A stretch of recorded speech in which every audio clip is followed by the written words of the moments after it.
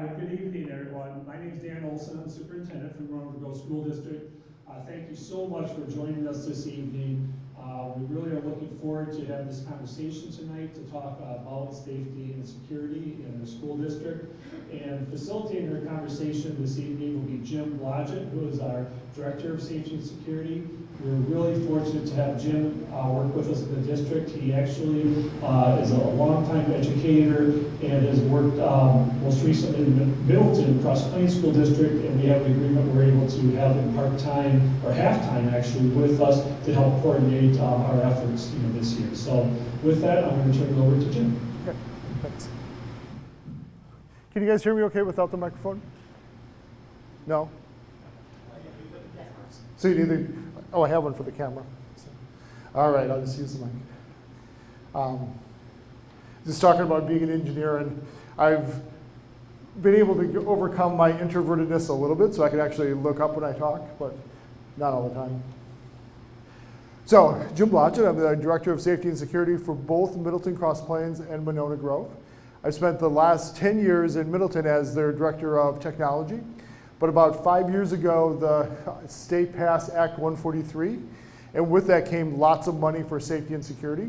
And so I took over the safety and security operations in Middleton with a small team of people to help me with that. So we put in about a little over $700,000 worth of security enhancements.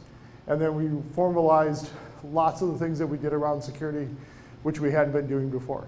So tonight, thanks, Kate. Tonight we're just going to talk about the things that we're doing in Middleton or in Monona right now, and then the things that we plan on doing later on, or as the year goes along. We're going to start with what we do for table trainings and tabletops. And for us, we use a standard crisis response protocol. So our goal is to look at safety and security holistically and not just focus on one area. And so we start with the most, I should say the least intrusive, but the one that occurs the most often, and that's a classroom hold. And we use that to get control of the building when we have an issue that requires the attention of our situation response team or maybe our medical alert team. And the goal is to provide privacy and safety for the person that's having the event, but also not traumatize our students and give them a way, or get them out of the way in case we need emergency responders. Because obviously we don't want little feet in the way of people trying to help a person having a medical issue. The next protocol we have is our building secure. And we use that when we have something going on outside of the building that's not a direct threat to the building, but it could become a direct threat, or it could be dangerous for somebody outside of our building. And so the building secure is basically, we lock all of our doors, we don't allow people in, we don't allow people to leave, and we basically wait for that situation to get resolved, usually by law enforcement or emergency responders. And while that's happening, we keep our buildings going. So we're still doing instruction, lunch comes, we're still doing lunch, but we're not leaving our building because we want to make sure that we don't cause or it be involved in a crisis that would just distract from what's actually going on outside the building. Most of you are familiar with shelter because there seems like there's a lot of weather down here. And a shelter is when there's something going on outside the building, but it's too dangerous to stay close to the edges where our classrooms are. And so we move all of our staff and students into weather-secured areas that are safe, hopefully during tornadoes and other types of heavy weather that we might get. There are also times when we need to evacuate our building, when we have something dangerous inside the building or something unsafe that we need to get out. Most obvious, of course, is fire, but we can also have situations where we might have a gas leak, or there might be some other thing that is occurred inside of our building that we need to get everybody outside so that our emergency responders can come and deal with. Lastly, we have what we call lockdown. And even though lockdown sounds like locking your doors and barricading your room, that's one aspect to it. But it's also used for escaping. And so this is what we would use if we had an active threat or some person inside of our building that was being very unsafe. And we would give our staff and students the option of either locking down in their classroom or escaping the building, going to a rally point, going to a short-term evacuation site before we eventually go to our long-term evacuation and or do a reunification. So, trainings and tabletops. And we separate these mainly because the trainings are really content-based, and we're teaching people about how we want them to respond to a crisis, what process we want them to take. We follow the incident command system, which comes out of the National Incident Management System. So we have established a team that's hierarchically based, incident commander on top, people who help that incident commander make decisions, and then people who plan the response and implement the response. And so that's a new system for the district, and we've been working with each one of our buildings to work with their situation response teams to get them through what incident command looks like. And then we do a tabletop, and a tabletop is really a mental exercise around an event or an issue or a concern where we basically brainstorm our way through how to solve that problem. And as we're doing that, we're asking them to visualize what their role is and how they might be used in solving that crisis. And so tabletops are a really powerful way to get the information across, and it gets people a chance to think about not only how they are responding and what their roles might be, but all of the roles of all the people on that team. Because one of the reasons we want to use incident command is that it gives us resiliency and transparency in how we solve problems. We don't just wait for the principal to show up and fix the thing for us.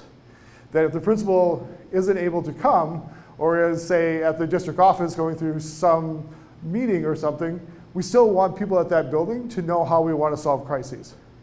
And so our goal with incident command is to develop that level of transparency, which gives us the resiliency that we need when our defined leaders aren't in the building. We also have established a reunification team, and one of our challenges was finding a building that was large enough for us to do a reunification, because there aren't tons of those in the Monona Grove area, and we have found one that has agreed to be our site when we need to do a reunification. And again, a reunification is just when we have an event where we have to evacuate a building and we need to reunify children with their parents. And so obviously, when children come to us, we become their custodians, and we need a way, protocol or a mechanism for reuniting them with their normal parents or guardians. And we take that very seriously. We don't just let anyone come and pick up kids.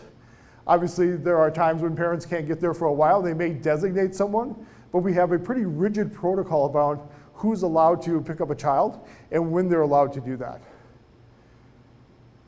We take our role as custodians very seriously, and we certainly don't want children to leave with someone that's dangerous or non-custodial. So that process has been ongoing for most of the year. We've done now a couple trainings. We have a couple left to do.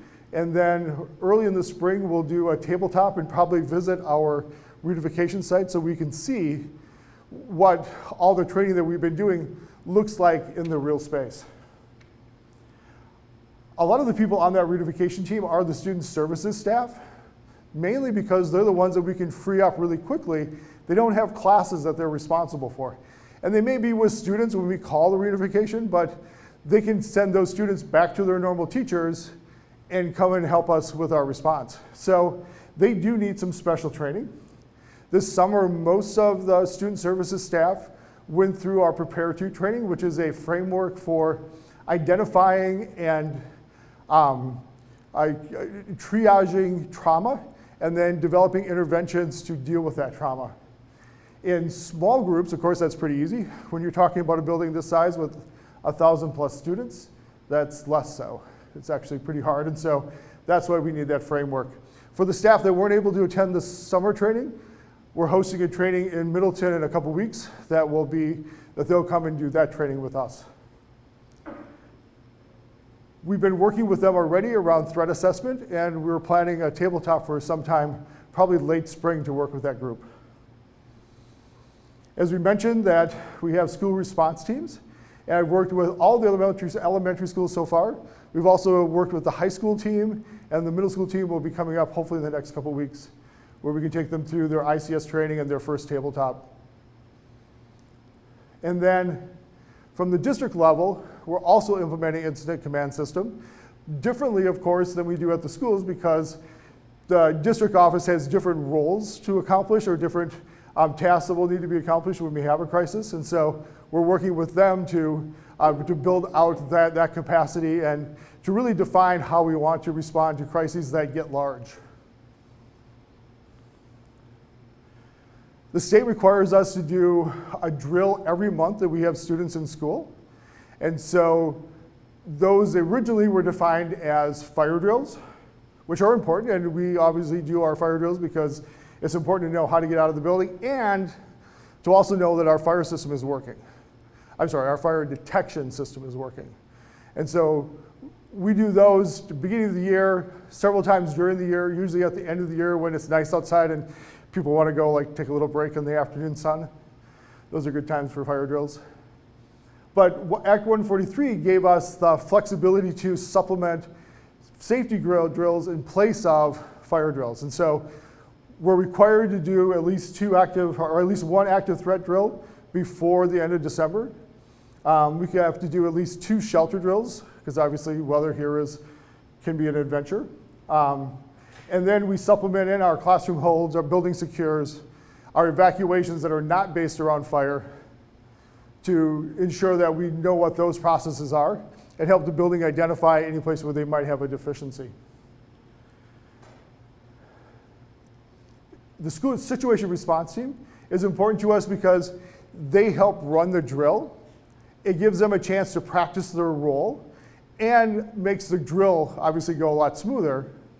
And then at the end, we also have them debrief with the principal around what happened during the drill, what they might need to fix, and things that they may need to improve, and then the communication that they're going to send out to families. We work really hard to make sure we train and run our drills in a trauma-sensitive manner. There's really no point to scaring people because they don't learn when they're scared. And so we want our drills to always be learning opportunities. So we make sure that we keep the anxiety level down and make sure that we're focused on the tasks that we're trying to accomplish and not necessarily the threats that might be there. Clearly, we need some form of evaluation. The state requires one assessment every year by law enforcement. Luckily, we have terrific SROs that help us with that. Luke and Jessica. Thanks. As part of that safety assessment, we also need to have the principal there, and we usually have somebody from facilities or somebody like myself from safety and security. And then that has to be submitted to the Office of School Safety so that they know that we've actually done their drill. Done their assessment. In addition to that, of course, we do weekly, monthly, and other types of yearly facilities assessments to make sure that playgrounds are safe, to make sure that equipment is operating properly, to make sure that there's nothing dangerous in the school. And we're working on building that culture to ensure that your hallways are kept clear, that doors work and lock the way they're supposed to. All those things that mechanical stuff wear out, we're checking those routinely to make sure that if they need to be fixed, that we do that right away. This year, we also added an anonymous reporting tool. This is the state one, the Stay Safe, Speak Up. The nice thing about this is that we've already paid for it through taxes, and so we're able to use it for free from our budget. It has a built-in anonymous reporting tool, but then it also has a resource center staffed by mental health professionals 24/7. And so they basically receive every one of the alerts statewide and then follow up on them. So it could come as a phone call, it could come from the web page, it could come from the app that's available on either Android or iOS. It could also come from an email. And so their job is to evaluate that for how serious it is and how imminent the crisis might be, and then they make a decision about who to contact. Most likely it goes to the school, but there are times when obviously our staff goes home and visits with their families, and that having them there 24/7 means that they can access other resources like law enforcement, emergency services, child protective services, in case there's some other crisis that's imminent or putting a child in a life safety situation. Pretty easy to use, pretty easy interface, very robust, they're very responsive, and so it's a wonderful resource for us. When I first got here, I found out that there weren't really accurate maps of any of our buildings, and so we applied for the Act 109 grant funding, because apparently there are lots of schools in the state that don't have good maps. This company, Collaborative Response Graphics, or the Collaborative Response Group, is a group that I worked with in Middleton. They create these high density, very high resolution, very information dense maps that are aligned to the national grid. So they can be shared with our law enforcement and emergency responders, and it lines up exactly with the tools that they're using for GPS location. System is very nice. They spend a lot of time making sure that the maps that they come up with are very accurate, because having a map that isn't accurate is actually worse than not having a map. So what this group is going to help us do is to develop very high resolution maps for all of our buildings that we can then share with law enforcement. Because we're contracting with them, and this is state funding again, the law enforcement and emergency responders are going to have access to an interactive tool that they can use on their cell phones or tablets to actually give them not just information about our buildings, but where their officers are also located or where their staff are located. It's kind of a nice system. We're excited about using it. The process just got started, and we have a lot of work to do on it. So I would like to start now by introducing some of our partners in safety and security. And we're going to start with the Monona Police Department, Chief Brian Cheney and Luke Wunsch. Can I come up? Yes. If I have to use the microphone, you have to use the microphone. I'm Brian, this is Luke. This is who's important here. Well, thank you very much, Jim and Dr. Olson and rest of MG staff. Always a pleasure to get up and talk in front of people, and I'm going to cut myself off normally sooner than what I should. Only to say that it's very important that we continue to have these discussions. It's very important that we'll continue to advocate, as I have, to the school district and to members of the public, the importance of having a school resource officer in your schools, in our schools. And the reason I mention that is because this person is the sort of our eyes and ears for your kids and the support for the school district in the school that's embedded, that knows the ins and outs, that knows personalities, that knows faces, that knows good days and bad days, and is supportive to the school district. And what that allows us to do is to better serve you and all of our kids. I don't have any kids of my own, but guess what? All your kids are my kids. So it helps us better serve all of our kids, parents, faculty, and others. And Ezra Wunsch has been doing a really good job, even before I got here, in fulfilling that mission. There's hardly a week that goes by I haven't heard something positive. So please let me know when he starts messing up, so I can give him that feedback too. But really, it's important that he retains the relationships in the schools with our kids and others, so that we can make sure that everyone is safe. And that's our goal. That's what I get paid to do, he gets paid to do. That's what we risk and sacrifice our lives for, is the safety of this community. Monona is a little bit unique in that we not only have MG schools, we have private schools as well, but we also have Madison Metro schools that we work with. So Luke sees it all, actually. He works primarily for you all, but I pull him away from time to time, and he does get an opportunity to also see what other schools are doing in our community. And that only makes him better, it only makes us better. So when we look at new innovative projects or technology that's out in the field, such as the one that Jim just talked about, these are things that Luke is also being exposed to. And so when we send him off to training, when we send him off to other schools, he's coming back to me or the administration of the school and saying, this is what I'm thinking, here's what I saw. How could we potentially implement this in our schools to make them safer? So I went over 5 minutes than I promised to talk. So You're doing fine. Another 5 is fine. I'll hand it over to Luke to say a few words. I think you covered it all.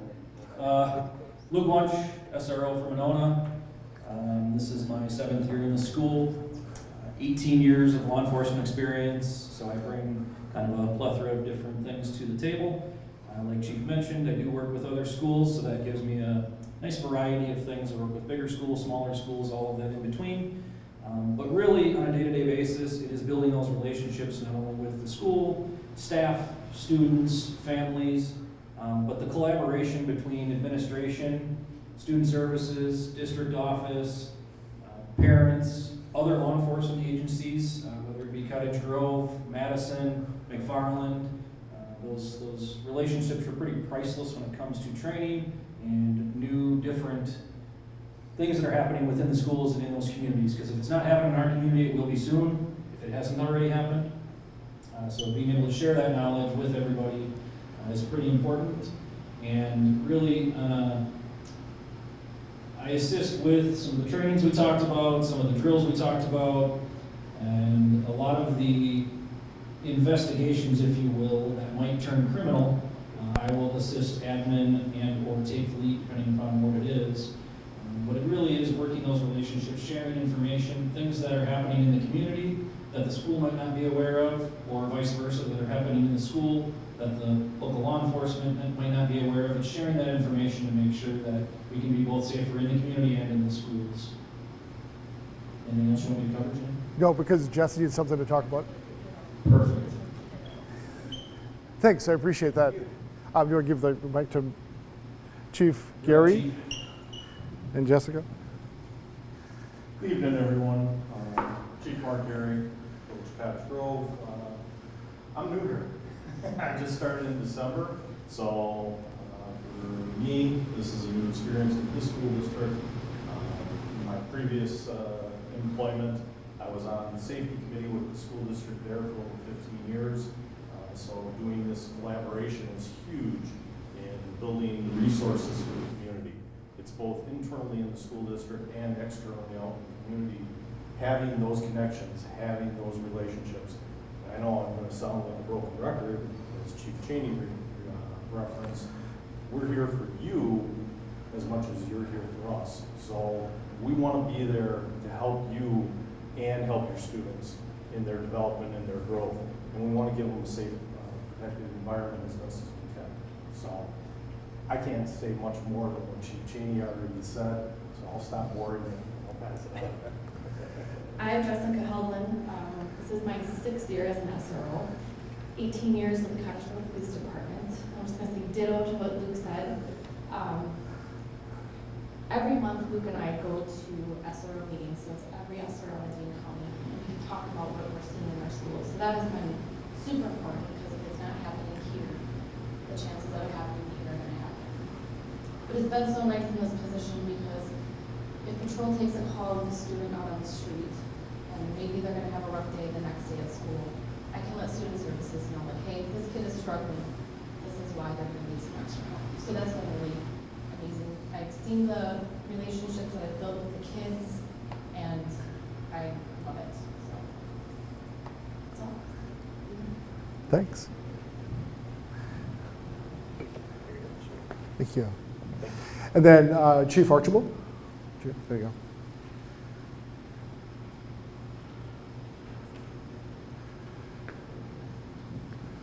Thanks.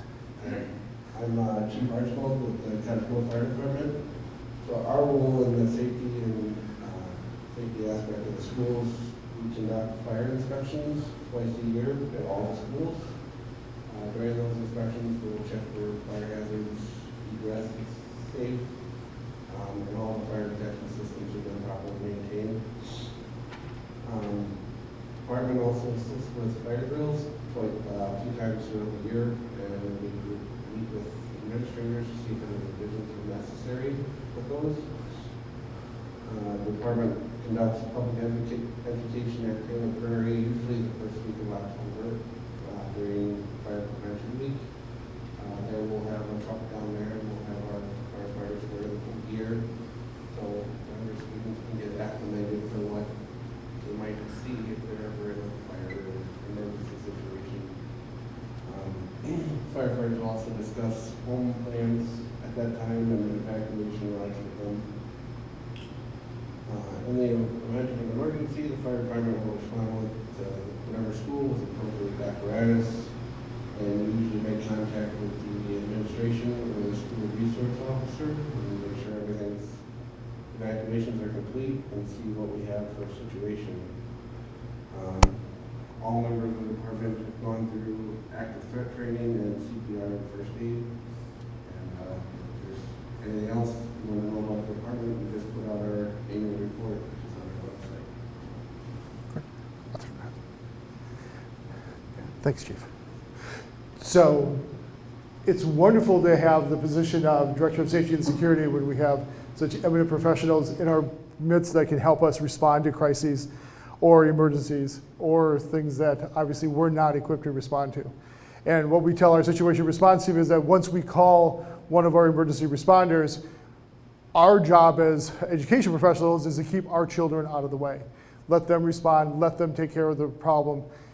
We're not there to put out the fire, we're there to keep our kids away from that. Chief McMullen couldn't be here tonight, but he says ditto. So that's all I had planned. Are there questions? Yep. I have a handful of questions. Okay. All right.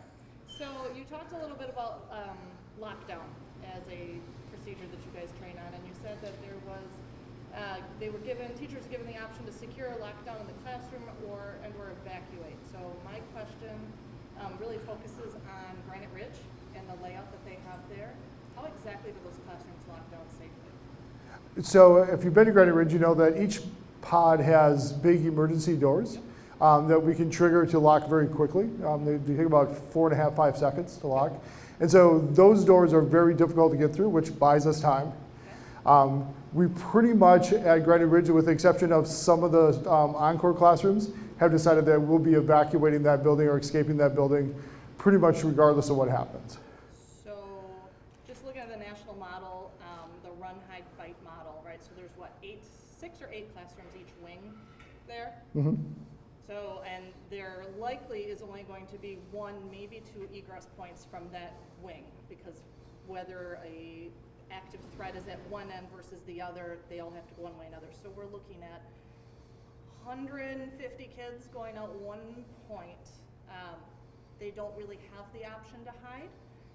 And so that brings me some pretty significant concerns. Like my child in particular, the only place to hide in those classrooms is under the sink. And there is one spot. So I don't know necessarily the practicality of evacuating 150 to 200 kids from a wing when there's an active threat in their unit. And I have been told the same stuff before, but I just want to know if there's been any discussion or thought to modifying those rooms in a way where those children actually have the option should the threat, and I completely get the school, there's stop points at the front door, there's stop points, before they get past the office, there's stop points in the wing. But should something happen in my child's wing, they only have the option to run. And I'll be honest, what my child has told me, and he's a pretty responsible kid from the family he comes from, knowing how this works, but 2 years in a row he's told me that they told him to run and scream. And so an 8 and a 9-year-old, when faced with a emergency of that level of crisis, I don't feel is going to be able to remember to run and scream. It's either I'm going to run or I'm going to scream. And I think that probably the vast majority of kids at that age, when there's 150 other kids, are going to stand and scream. So my concern is one, we should not probably be teaching these kids to scream because they need to focus on running. And that should be the only thought in their head is not scream, run. And then 2, what are we going to do to offer those kids that aren't going to make it to the exit? Do we have any secondary plan to give them some form of shelter? Because I know every other classroom There are ways to secure doors. I'm sure law enforcement is quite familiar with the night lock system. There's quite a few school districts in our region that utilize the night lock system. Would not be an option for Granite Ridge, right? Because the doors they can't be secured in any way. But would absolutely be a great option, and I would love to hear the district's thought on that for potentially the other schools, right? I have kids in multiple schools, so is that an option for other schools? But at the end of the day, I worry about that building next door, because I think that every other room, every other classroom in this district likely has secondary options. They can secure themselves in the classroom if need be. I mean, we've seen time and time again where the only option for kids and teachers is to secure themselves in a location.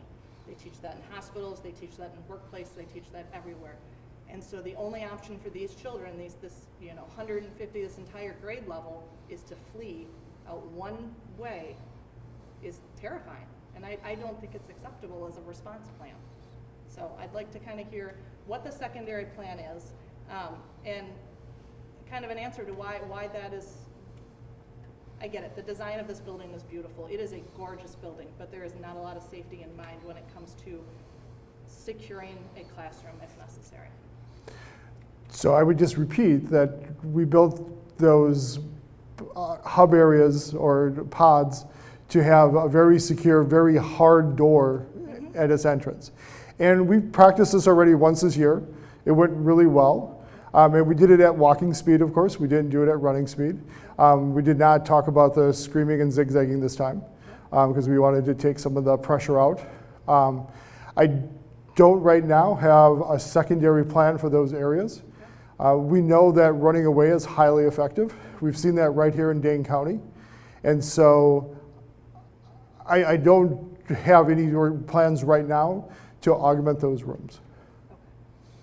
So essentially the kind of the end place of this is if an active threat makes it into my child's habitat, he better be the first one running towards the staircase, because another 150 kids are going to be chasing with him, and his chance of getting out are not as well, because we do know that when it comes to panic and shots fired and people screaming, because that's what is realistic in an event like this, there's a lot of shoving, a lot of pushing, people will get hurt, and I guess I disagree that not having a backup plan is appropriate, nor is it safe for that building.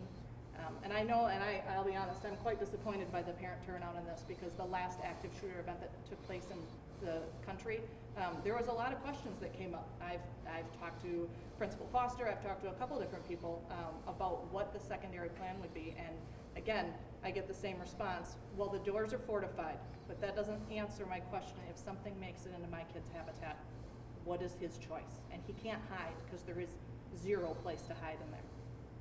Okay, we'll continue to talk about it. Okay.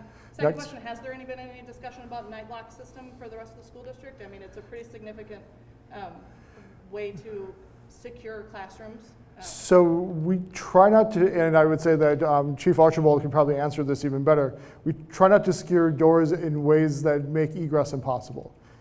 Well, I'll counter that by knowing that there's several fire departments that actively train with their school alongside to be able to breach those doors with devices specifically for utilizing that.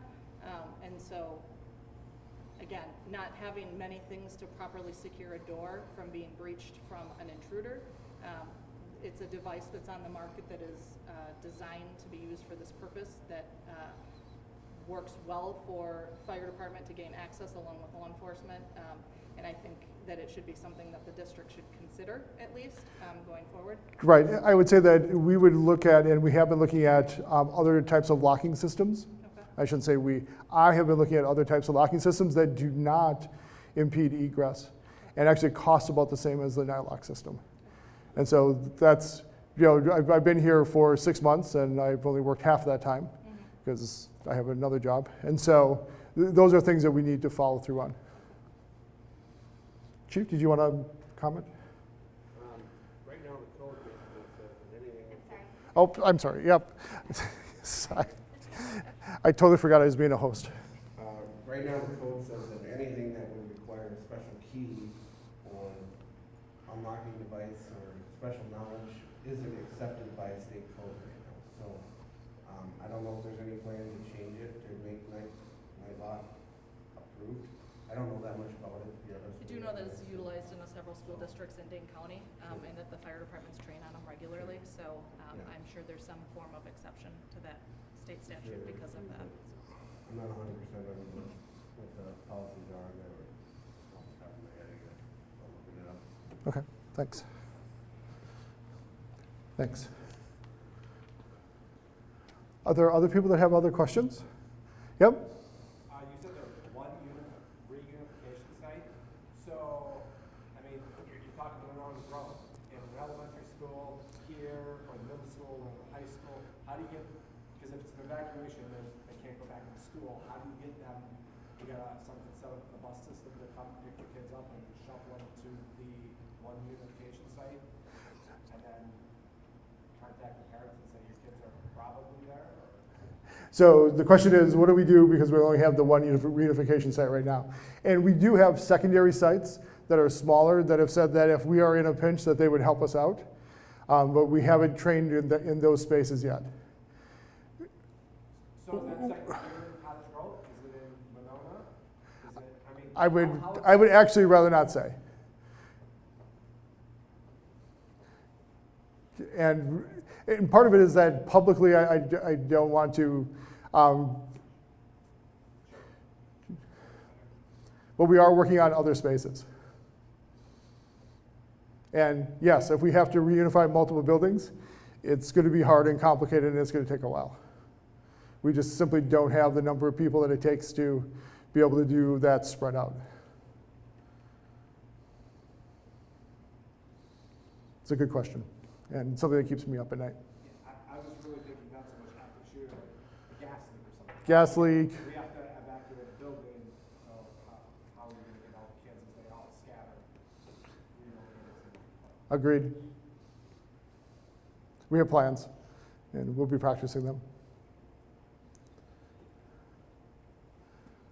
Did you have more questions then? Or go ahead. So that mapping system you're talking about, how often is that updated? So the question is, how often would we update our CRGs, or our crisis response graphics?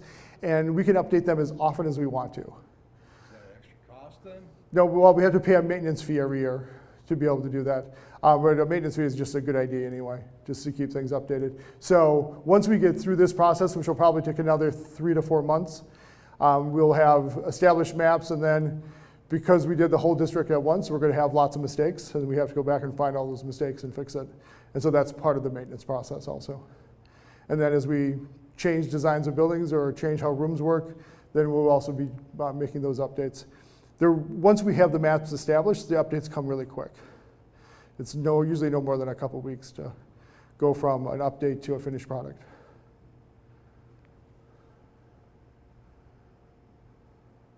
So I guess what would the next steps be if, let's say, who decides whether that is acceptable to have or have not a secondary plan for children to evacuate, and then where would that go from here?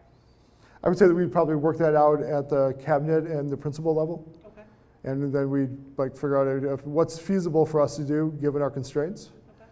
And then we'd work on it. Will there be regular touch-base meetings like this going forward? And then if so, would this be offered in a Zoom or team format to allow for more parents to come? Could be. Or we could do it by building, because I think once we get to that level, we're probably not including the whole district. That's probably something specific to the parents of Granite Ridge. Okay. Yeah, I think that would be helpful, because like I said, I know for a fact I'm not the only parent that has concerns with that specific building. And so I think that would be helpful. Okay. Appreciate the feedback. Are there other questions? Because you still have 2 left, right? No, those are my 2, the night lock system, and then just how are you working on assessing knowledge retention in kids, right? So you said you did a drill once, and then you did this last walkthrough drill. Is there another plan to do check-in to check their knowledge retention to make sure that we're where we need to be for everything? I would say that we will continue to do our drills. We just got started with the process, and so we're probably not testing at this point. At this point, we're making sure that we're teaching well. And obviously, we're trying to keep it very simple so that it's easy to do when you're under stress and scared.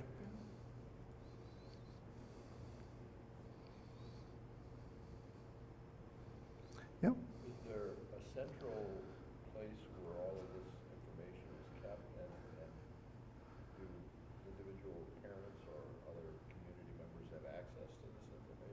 So we have a webpage.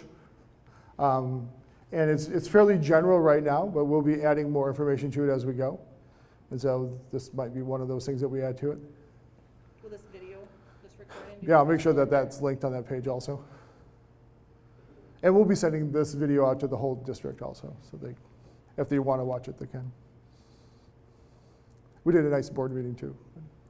It got like, I think 18 views, so it was good. Yep, that's okay. Covered earlier, I'm new to the district at kindergartner, and so it's a tough topic for, having a new student in the district in terms of shooter drills. And I guess as I'm wondering, just my own learning, is this required to have every level of the school district have those drills? I know they're trauma informed and age appropriate, but still, there's been discussion around kind of the potential negative benefit, negative circumstances that could the trauma that could happen just by even having those conversations with young kiddos. Has there been discussion? Is that open to discussion as a district policy? Just things that I think about, and I know we've been kind of made aware of active drills happening, but we're not allowed to know the exact dates because I understand being prepared, but I also, it's so painful to think about a kindergartner kind of experiencing that, even if it is tailored and age appropriate. I just wonder if there's been discussion around that topic at all. Okay, so the question is about balancing what trauma there might be from the drill with the benefit of doing the drill.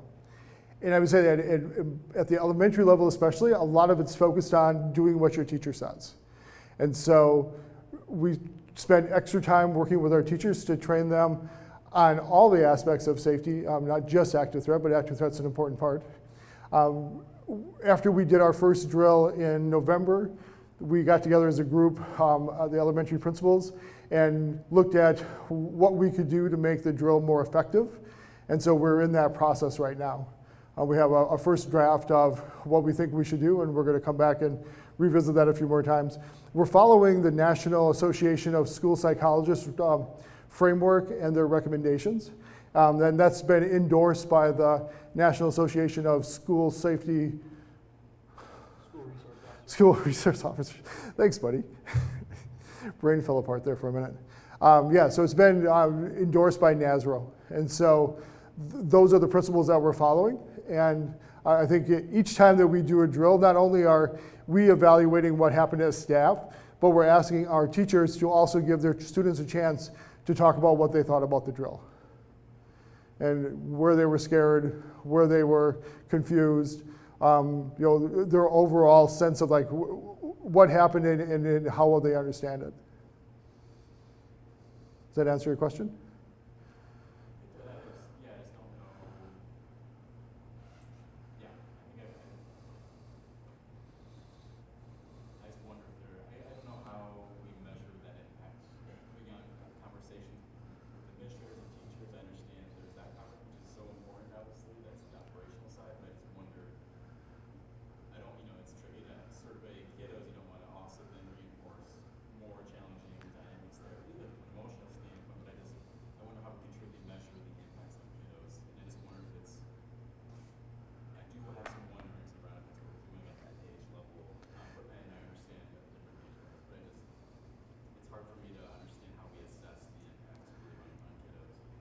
And I would say that the National Association of School Psychologists has some tools that they've used. Obviously, they're much more robust than we have the resources to do.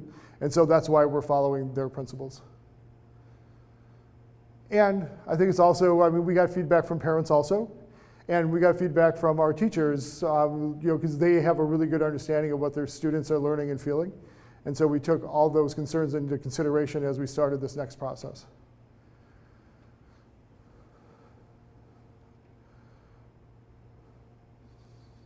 Well, if there are no other questions, usually that gets one or more, two more. I learned wait time as a math teacher to the point where I can make people uncomfortable how long I can wait. But I'm not going to do that tonight. So I really appreciate everybody coming. Thank you for the wonderful questions and the feedback. It's all things that we consider, and we'll keep working. Obviously, we want to take as good a care of your kids as you do. Thank you.